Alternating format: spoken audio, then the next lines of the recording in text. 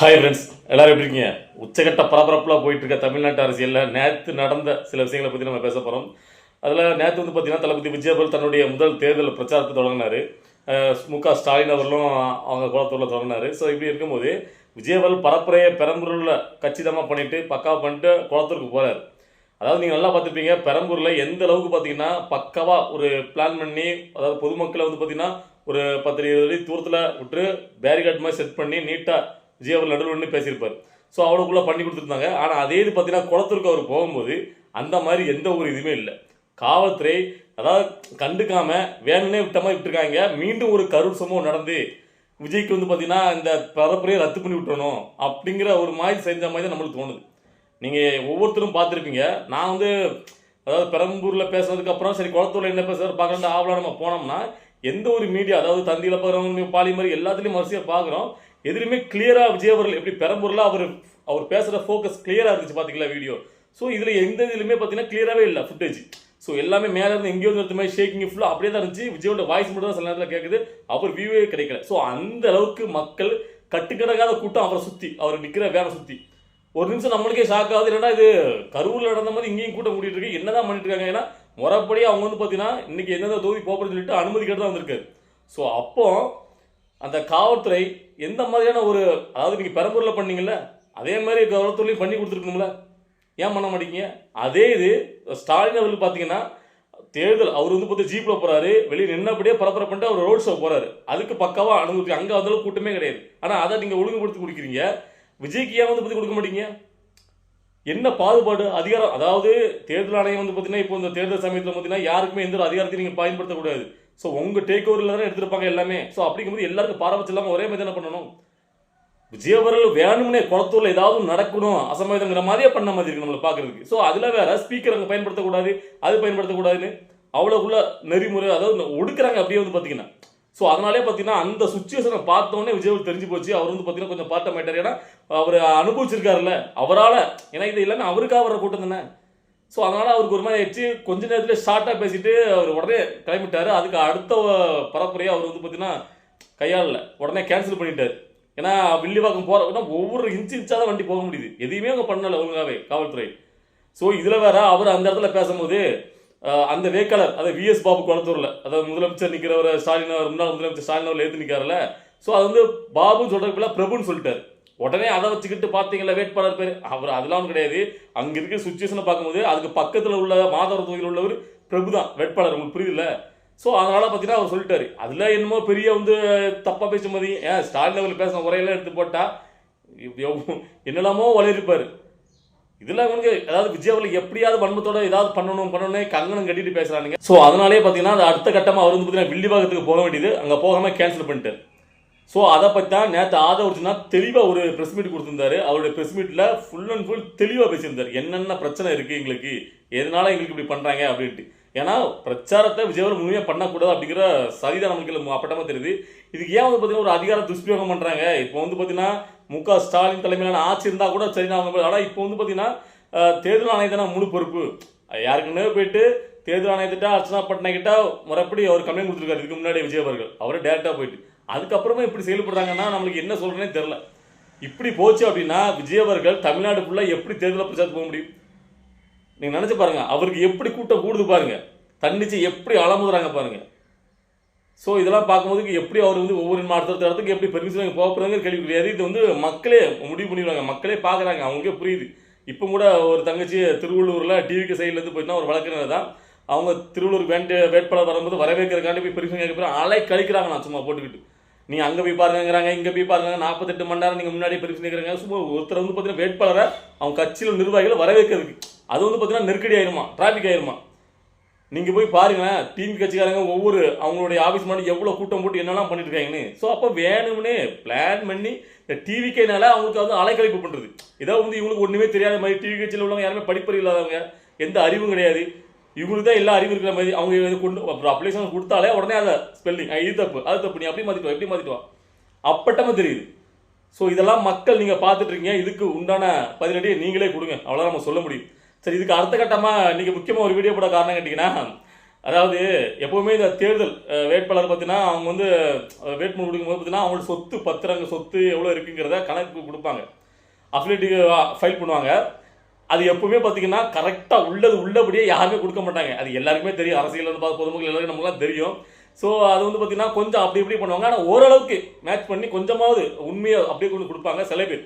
ஆனால் அதில் ரொம்ப மலைமூழ்கி மகாதேவன் இருக்கக்கூடிய சில பேர் வந்து பார்த்தீங்கன்னா அப்படியே எங்கிட்ட அது இல்லை இது இல்லைன்னு அதெல்லாம் பார்க்கும்போது நம்மளுக்கு ஒரு படத்தினுடைய ஒரு காமெடி. அதாவது பிரபு வந்து பார்த்தீங்கன்னா மிகப்பெரிய பணக்காரன் வந்துட்டு கவுண்டர் கேட்பாரு, ஏழைங்களா வாங்க ஏழைங்களா அப்படி அதே மாதிரி தான் நமக்கு கேட்க தோணுது, இந்த ஏழைங்களாம் எங்கேயா இருந்தாங்க அப்படின்ட்டு. சரி, இது இப்படிதான் நமக்கு காலங்காலமாக தெரிஞ்சனால இதெல்லாம் போட்டு என்னத்தை பேச அப்படின்னு நம்ம கடந்து போன நினைச்சாலும் சில பேர் பண்ணக்கூடிய அந்த எச்சத்தனமான அந்த நக்கல் நையாண்டிக்கெல்லாம் திருப்பி நம்ம பயிலுக்குன்னு தோணுது. யாருன்னு கேட்டிங்கன்னா முக்கியமாக முதல்ல யார் வருவா, திமுககாரங்க யாரும் இதில் பேச மாட்டாங்க. ஏன்னா அவங்களுக்கு தெரியும் அவங்க லட்சணம் என்னன்ட்டு.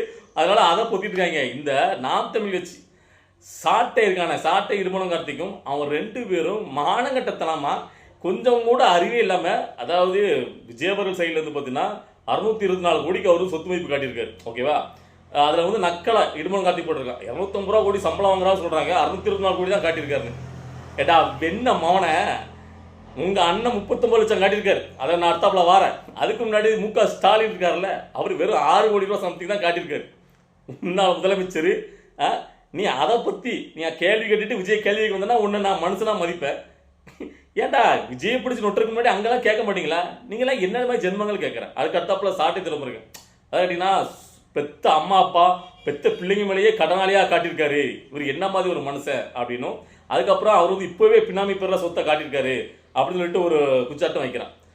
நாளைக்கு அவருக்கு அப்புறம் சொத்து பகுதியெலாம் யார் போகுது? அவங்க பெத்த பிள்ளைங்க தானே போகுது. அவர் இப்போ உரிமையாக இருக்கிறவங்க மேலே கடன் கொடுத்ததா ஒரு கணக்கு காட்டுறாரு. எப்படியோ அவர் சம்பாதிச்சதான் கணக்குள்ள கொண்டு வராருல. ஆனால் நீங்கள் அப்படியே பண்ணுறீங்க, உங்கள் ஒன்றும் அப்படியே பண்ணுறாரு. இப்போ கூட பாரு, விஜய் வந்து பார்த்தீங்கன்னா தான் மனைவி பேரில் எத்தனை கோடி அவங்க பேங்கில் எவ்வளோ இருக்குது, எத்தனை கோடி இருக்குலாம் கணக்கு காட்டியிருக்காரு. வைர நகை எவ்வளோ இருக்குது, தங்க நகை எவ்வளோ இருக்குன்னு. ஸோ ஓரளவுக்கு அவர் மேட்ச் பண்ணிட்டார். ஆனால் 100% விஜய் கரெக்டாக பண்ணான்னு சொல்ல வரல. ஆனால் ஓரளவு கரெக்டாக மனசாட்சிப்படி கொடுத்துருக்காரு. ஆனால் நீங்கள் MK ஸ்டாலின் லெவல் கொடுத்துருக்காது, சீமான் கொடுத்துருக்கலாம், மனசாட்சிப்படி கொடுத்துருக்காங்களா, கொஞ்சம் கூட கிட்டே எட்டி பார்க்க மாட்டேங்க. எனக்கு தெரிஞ்சு நான் அந்த அந்த அப்டேட் பார்த்தது இல்லையே, விஜயவர்கள் மட்டும்தான் முறைப்படி ஓரளவுக்கு 100% நான் சொல்ல மாட்டேன், ஓரளவுக்கு நியாயமாக தன்னுடைய அந்த மதிப்பை கரெக்டாக காட்டியிருக்காரு. அதாவது மற்றவங்க மாதிரி வந்து பார்த்தீங்கன்னா மறைச்சிக்கிட்டீங்களுக்கு அது இல்லை, எனக்கு காரே இல்லை அப்படிலாம் காட்டலை. அவருக்கு எத்தனை கார் இருக்குது, அவருக்கு அந்த ஒரு T6 வரைக்கும் காட்டியிருக்காரு. மற்றபடி இப்போ வந்து பார்த்தீங்கன்னா ஒரு கோடியோ சொத்தை, அதாவது எங்களுக்கு சும்மா மற்றவங்க மேலே இல்லாமல் காட்டுறதுக்கு மேலே தான் பிள்ளைங்க தான் பெற்றவங்க தனக்கு ரொம்ப நெருக்கமானவங்க மேலே வந்து பார்த்தீங்கன்னா அவங்க கடன் கொடுத்ததாக ஒரு கணக்கு கட்டியிருக்காரு. ஓகேவா, இதில் உனக்கு எரியுதுன்னா முதலமைச்சர் MK ஸ்டாலின் அவர்கள் 6 கோடி ரூபாய் தான் கட்டியிருக்காரு. எனக்கு காரே கிடையாதுன்னு இருக்காரு. அவங்க ஒய்ஃபுக்கும் அவங்களுக்கு காரே கிடையாது, சொந்தமாக ஒரு கார் கூட கிடையாதான். வெறும் 6 கோடி ரூபா தான் இருக்கான்னு கேட்குறேன். மனசாட்சிப்படி இதை வந்து பார்த்துட்டு யாராலும் கேட்கணும். ஸோ அப்போ கேள்வி கேட்கக்கூடிய அங்கே பார்த்து ஒரு கேள்வி கேட்காம 624 கோடி ரூபா சொத்தை கணக்காட்டிட்டு விஜயப்பட்டு கேட்க வரீங்களா? என்ன நியாயம் எனக்கு புரியல. இதில் இன்னொரு கொடுமை கேட்டீங்கன்னா உங்கள் நொன்னை எப்படிப்பட்டாலும் நான் தமிழ் கட்சி பார்த்து கேட்குறேன். அதாவது 50 லட்சத்துக்கு 25 ஏக்கர் நிலம் வாங்கியிருக்காராம். அதுவும் 2025 தான் வாங்கியிருக்காரு. அதையும் பசங்க எடுத்து போட்டாங்க. எப்போ ஸ்டாலின் போய் மீட் பண்ணாரு, அதுக்கப்புறம் சொத்து வாங்கியிருக்காரு, எல்லாத்தையும் 8 வருஷம் எடுத்து போட்டாங்க. நீங்கள் திருநெல்வேலி வாங்கிட்டு அலையிறீங்க. ஐயா எங்களுக்கு ஒன்றும் இல்லை, ஏன் உங்கள் அண்ணன் தான் வச்சிருக்காரு, கொஞ்சம் எடுத்து செலவழிக்க வேண்டியதானே. அதில் தான் அந்த பாண்டா இருக்க கரெக்டாக ட்விட்டரில் பார்த்தேன். அண்ணே 25 ஏக்கர் 50 லட்சத்துக்கு வாங்கிக்கலானே, என்ன தயவு செஞ்சு நான் ஒரு கோடி ரூபாய் தந்துடுறேண்ணே, அந்த ஏக்கரை வேணா எனக்கு கொடுக்கணே அப்படின்ட்டு. 25 ஏக்கர் 50 லட்ச ரூபாய்க்கு எப்படி வாங்க முடியும்? இல்லை நான் கேட்குறேன். அந்த அளவுக்கு திருட்டுத்தனமாக அங்கே பண்ணிக்கிட்டு நீங்கள் வந்துட்டு விஜய் கோசலம் வந்துட்டீங்கண்ணே.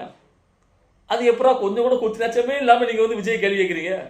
எனக்கு தெரிஞ்சு அந்த மனுஷன் இதில் ஓரளவுக்கு கரெக்டாக, எனக்கு தெரிஞ்சு 80% கரெக்டாக நேர்மையாக காட்டியிருக்கிறது அவர் தான். மற்ற எல்லாருமே மலமூலிகை மகாதேவன் தான். சீமான் உட்பட, அதாவது முதலமைச்சர் MK ஸ்டாலின் அவர் உட்பட எல்லாம் எடுத்தார். இன்னும் உதயநிதி ஸ்டாலின் அவர்லாம் அவருடைய இதெல்லாம் வந்துச்சுன்னா எப்படி இருக்கும் பாருங்க. ஒரு கேள்வியை கேட்க போறேன்னா நாம் தமிழ் கட்சி சாட்டை இடமணம் கட்சிலாம் கேட்குறேன். முதல்ல அதுக்கு தகுதி உங்களுக்கு இருக்கான்னு முதல்ல உங்கள் முதுக பாருங்க. முதல்ல உங்கள் யோக்கியமா நீங்கள் அப்படிங்கிறத பார்த்துட்டு பேசுங்க. அதாவது இப்போ மற்ற யாருக்காவது பார்த்தீங்கன்னா ஒரு சோர்ஸ் இருக்குது. நம்ம இதுக்கு முன்னாடி நான் சொன்னது தான், விஜயவர்களுக்கு ஒரு சினிமாத்தில் நடிகர் எத்தனை வருஷம் இருக்காரு, அவர் சோர்ஸ் மூலமாக அவர் சம்பாதிச்சிருக்காரு கணக்கு கட்டுறாரு. MK ஸ்டாலினுக்கு மூலம் முதலமைச்சர் பதவியில் இருந்தார், அவருமே பார்த்தீங்கன்னா அதை ஏதாவது ஒன்று பண்ணி காட்டுறாரு. உங்கள் நுண்ணனுக்கு எப்படி வருதுன்னு கேட்க வருமானம் 25 ஏக்கர் இருக்குல்ல, 50 லட்ச ரூபாய்க்கு வாங்கினா கணக்கு கட்டுறாருல, அதுக்கு உண்டான சோர்ஸ் எங்கே வந்துச்சு? சீமானுக்கு எதன் மூலயமா அந்த 50 லட்ச ரூபாய் வந்துச்சு கணக்கு கட்டுற பார்ப்போம். சொல்லுங்கடா தைரியமான ஆட்கள், என்ன சோர்ஸ் பண்ணுறாரு, என்ன என்ன அவர் பிஸ்னஸ் என்ன பண்ணிட்டு இருக்காரு காட்டு. முழுக்க முழுக்க திருநெல்வேலி வாங்குறீங்க, ஐயா எங்களால் முடியல அப்படின்னு. நான் திருநெல்வேலி வாங்குற குறை சொல்ல, நீங்கள் வந்து மக்கள்கிட்டே நிற்கிறீங்க, மக்கள் பணத்தை வாங்கி அதெல்லாம் ஓகே. ஆனால் நீங்கள் மற்றவங்களை விமர்சிக்க கூடாதுல்ல, மற்றவங்களை விமர்சிக்கிறதுக்கு தகுதி இருக்கான்னு கேட்குறேன். அது எப்படி உங்களுக்கு, அதாவது 25 அது நீங்கள் டேட்டை பாருங்கள், 2025 தான் வாங்கியிருக்கு. ஸோ அப்போ 50 லட்ச ரூபாய்க்கு 25 ஏக்கரை 50 லட்ச ரூபாய்க்கு வாங்கினாங்களாம். ஸோ அப்படி பொய்யா உருட்டிக்கிட்டு நீங்கள் வந்து உத்தம கணக்கா மற்றவங்க கேள்வி கேட்குறது. அவங்களா மலை முழுங்கி உண்மையான மலை முழுங்கி மகாதேவன் நீங்கள் தான், சீமான் தான். அதான் மறைச்சிருக்கிற பாதி இதை என்னத்தை சொல்கிறது. இந்த மாதிரி சில விஷயங்களை பார்க்கும்போது தான் நம்மளுக்கு, அதாவது நான் வந்து நான் தமிழ் கட்சியை நீ வந்து விஜயை பார்த்து கேள்வி கேட்க வேணாம்னு சொல்ல, கேள்வி தாராளமாக கேள்வி. உனக்கு இந்த அரசியலும் வந்துட்டா, பொது வாழ்க்கையில் வந்துட்டா யாரை வேணா கேள்வி கேட்கலாம், தப்பே கிடையாது. ஆனால் கேள்விக்கு முன்னாடி நம்ம இதுக்கு முன்னாடி யார் ஆட்சி அதிகாரத்திருக்காங்க, யார் எவ்வளோக்குள்ள கொள்ளடிச்சு அவங்களாம் கேள்வி கேட்டுங்க வா. அங்கே கேட்க மாட்டீங்க, விஜயை மட்டும் நோட்டிட்டு. அதில் இன்னொரு நேற்று நம்ம வந்து பேசியிருந்தோம். அதாவது 24 மணி நேரம் விஜயை பிடிச்சி தொங்குறதுக்கு உங்களுக்கு கட்சி அப்படின்னு சொல்லி நான் தமிழ் கட்சி நாக்கப்படுறமே கேட்டிருந்தேன். உண்மையிலேயே மனசு நான் கேட்டிருந்தேன்.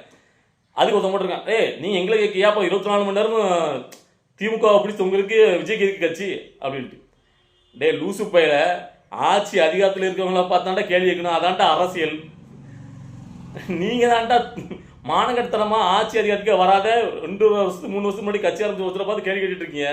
15 வருஷத்துக்கு முன்னாடி கட்சி ஆரம்பிச்சு உட்காந்து என்னடா எதையும் கம்பேர் பண்ணுற. ஒருத்தர் ஆட்சி அதிகாரத்தில் இருக்காரு, அவர் அகச்சனும் அவர் வேண்டாத ஆட்சியை மக்களுக்கு சரியான ஒரு ஆட்சியாக இல்லை அப்படின்னு சொல்லி அதை வந்து கீழே இறக்கணும் தானே விஜய் அரசு கட்சி ஆரம்பிச்சு வர்றாரு. அப்புறம் அவங்க பற்றி கேள்வி வைக்க முடியும், சம்மந்தம் இல்லாத பற்றில கேள்வி வைக்க முடியும். நீங்கள் தான் சம்மந்தம் இல்லாத விஜயத்துக்கு விமர்சனம் பண்ணிருக்கீங்க. ஏன்னா விஜயை விமர்சிச்சா நம்ம பெரிய ஆள் ஆகலாம் அப்படின்ட்டு ஏதாவது சொல்கிற போகிறேன். அதாவது மாநகரத்தெல்லாம் விட்டு விடுக்காங்க. இப்போ நம்மளாம் பேசணும்னு வச்சுடுங்களேன், நியாயம்னா நியாயம்தான். இப்போ விஜயவாலே தப்பு பண்ணா கூட அது தப்புனா தப்புன்னு சொல்லிட்டு போயிட்டே இருப்பேன். ஆனால் உங்களை மாதிரி வந்து பார்த்தீங்கன்னா என்ன பண்ணாலும் விட்டு விடுக்கிறீங்க. நீங்கள் வந்து பார்த்தீங்கன்னா விஜயோடைய ரசிகர்கள் ஆதரவாளர் கூட சொல்ல உங்களால் தகுதியே கிடையாது நாம் தமிழ் கட்சிக்காரனுக்கு. சரி, ஓகே. இன்னைக்கு இந்த வீடியோவை பார்க்கும்போது உங்களுக்கு என்ன தோணுது, நீங்கள் என்ன நினச்சிங்க, இப்போ நடக்க இந்த அரசியல் கூத்துக்கெல்லாம் பார்க்கும்போது உங்களுக்கு என்ன சொல்ல தோணுதோ அதை நம்முடைய கமெண்ட்டில் கருத்துக்களாக பதிவு பண்ணிட்டு போங்க. ஓகேவா? நம்ம அடுத்த கட்ட அரசியல்களை பார்த்துட்டு அடுத்த வீடியோவில் பார்க்க வச்சுறேன். பாய்.